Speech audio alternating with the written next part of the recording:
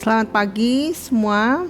Hari ini kita memasuki hari kedua dari doa puasa kita di tahun 2023. Dan saya akan membagikan tentang Petrus menyembuhkan orang lumpuh yang ada di Kisah Para Rasul 3. Kita akan sama-sama baca, saya akan bacakan. Di Kisah Para Rasul 3 ayat yang pertama, pada suatu hari menjelang waktu sembayang, yaitu pukul 3 petang, naiklah Petrus dan Yohanes ke bait Allah.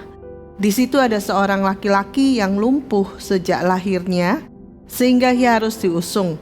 Tiap-tiap hari orang itu diletakkan dekat pintu gerbang bait Allah, yang bernama Gerbang Indah, untuk meminta sedekah kepada orang yang masuk ke dalam bait Allah. Ketika orang itu melihat bahwa Petrus dan Yohanes hendak masuk ke bait Allah, ia meminta sedekah.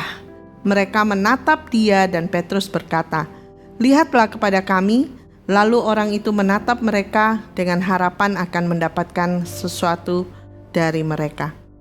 Tetapi Petrus berkata, "Emas dan perak tidak ada padaku, tapi apa yang kupunyai, kuberikan kepadamu. Demi nama Yesus Kristus orang Nazaret itu, berjalanlah." Lalu ia memegang tangan kanan orang itu dan membantu dia berdiri. Seketika itu juga kuatlah kaki dan mata kaki orang itu. Saya berhenti dulu sampai di sini.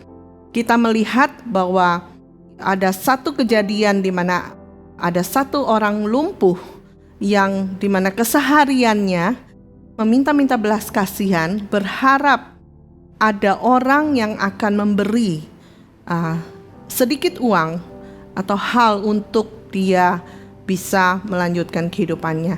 Seringkali dalam kehidupan kita melihat bahwa kita punya satu rutinitas. Tadi kita sudah baca bersama-sama.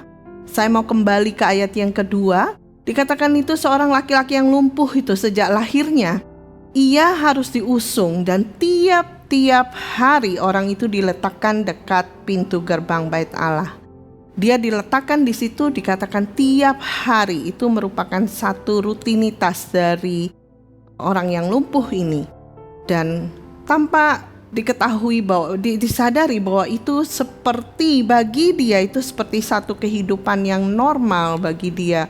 Sampai di satu saat, satu titik di mana dia mendapatkan bertemu dengan Petrus dan Yohanes, dan di situ dikatakan bahwa dia berharap pada waktu dia menatap Petrus, dia berharap juga hal yang rutinitas terjadi, bahwa dia akan diberikan sedekah, dia akan diberikan uang.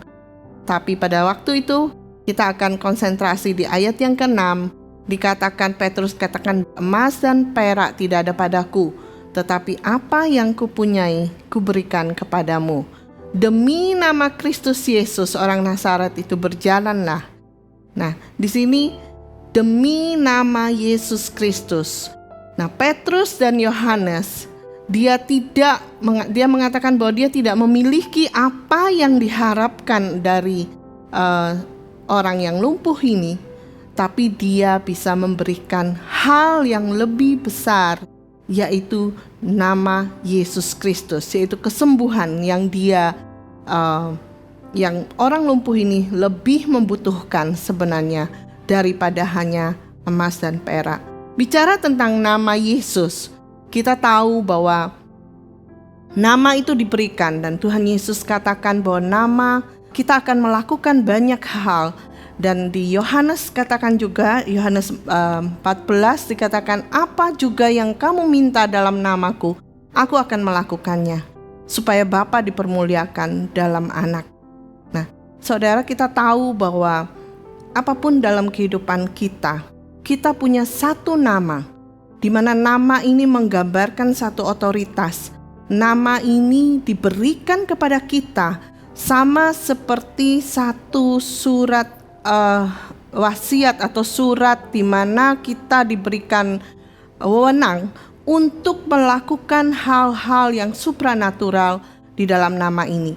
Pada waktu saudara secara family, saudara diberikan hak untuk bergerak di dalam nama Misalnya itu sebagai orang tua saudara, Bapak Ibu, di mana orang tua saudara memberikan wewenang atau hak untuk kita bisa melakukan apapun dalam nama orang tua kita, maka itu sama seperti kita diberikan otoritas untuk melakukan hal-hal yang luar biasa melalui nama itu. Itu yang Yesus katakan, bahwa kamu minta dalam namaku, maka aku akan melakukannya. Pada waktu kita bergerak di dalam nama Yesus, maka kita sedang menggerakkan kuasa Allah terjadi di dalam setiap kehidupan kita. Lepas dari apapun, seperti orang lumpuh ini, kita bisa memiliki alasan, kita bisa memiliki masalah, apapun itu, kita seperti mengalami kelumpuhan di dalam kehidupan kita. Tapi Yesus mengatakan bahwa Dia memberikan nama itu, Dia memberikan kuasa itu. Pada waktu kita mengatakan bahwa bukan kekuatanku, bukan dengan emas dan perak, tetapi melalui nama di atas segala nama, maka hal itu akan membuat si lumpuh berjalan. Demikian dalam kehidupan kita, Bapak Ibu, kita tahu bahwa kekuatan kita tidak seberapa. Kita memiliki keterbatasan seperti seorang lumpuh ini. Dan kita kadang-kadang terikat dalam satu rutinitas, di mana kita mengatakan inilah keadaanku, inilah hidupku, dan aku stuck dengan ini karena seperti inilah keadaanku. Tapi firman Tuhan katakan bahwa mujizat itu terus terjadi, dan kita memiliki anugerah, kita memiliki nama di atas segala nama yang diberikan kuasa untuk melakukan hal-hal yang supranatural. Petrus dan Yohanes menyadari bahwa bukan dia yang melakukannya, tetapi melalui satu nama, yaitu nama Yesus Kristus. Itu yang mengubah, itu yang membawa perubahan di dalam orang lumpuh ini, sehingga dikatakan bahwa orang Nazaret itu berjalan. Dan pada waktu dia mulai berjalan, dia mulai melompat-lompat. Kita akan lanjutkan membaca di ayat yang berikutnya. Di ayat yang ke-8 dikatakan, ia melonjak berdiri lalu berjalan kian kemari dan mengikuti mereka ke dalam bait Allah. Berjalan dan melompat-lompat serta memuji Allah. Saya mau kita lihat bahwa the purpose, tujuan mujizat itu boleh terjadi dalam kehidupan kita. Tujuan kita mengalami kuasa Tuhan dalam kehidupan kita adalah untuk menyatakan siapa Dia yang kita sembah, untuk menyatakan kuasa Allah di dalam kehidupan saudara dan saya. Karena memang bukan kita, karena memang bukan kekuatan kita, kita terbatas seperti seorang lumpuh ini. Tapi melalui nama yang ajaib, yaitu satu nama, nama di atas segala nama, nama Yesus Kristus, maka saudara dan saya hari ini boleh hidup dan punya pengharapan. Kita percaya bahwa nama itu sanggup untuk melakukan hal-hal di luar apa yang kita bisa lakukan. Nah, ayat yang ke-9, seluruh rakyat itu melihat dia berjalan sambil memuji Allah. Lalu mereka mengenal dia sebagai orang yang biasa duduk meminta sedekah di gerbang indah bait Allah, sehingga mereka takjub dan tercengang tentang apa yang telah terjadi. Kembali lagi, di ayat ke-8, 9, 10 ini memperlihatkan kepada kita bahwa apa yang biar kita membuka kehidupan kita dan izinkan Tuhan melakukan mujizat di dalam kehidupan kita.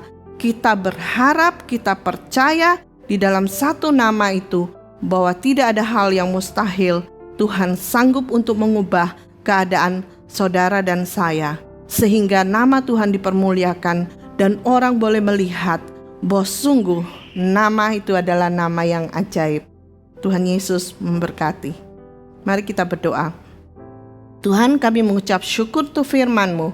Terima kasih untuk apa yang sedang Kau lakukan dan yang akan Kau lakukan. Kami percaya Tuhan bahwa tidak ada kata stuck dalam kehidupan kami, karena kami punya Allah. Kami punya pengharapan, kami punya nama di atas segala nama itu Tuhan, yang sudah diberikan kepada setiap kami, sehingga kami boleh berjalan di dalam kuasa dan mujizat-Mu Tuhan.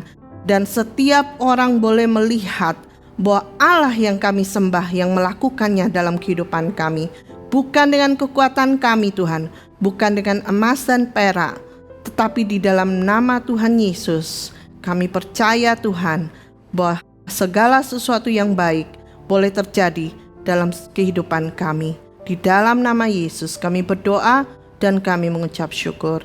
Amin.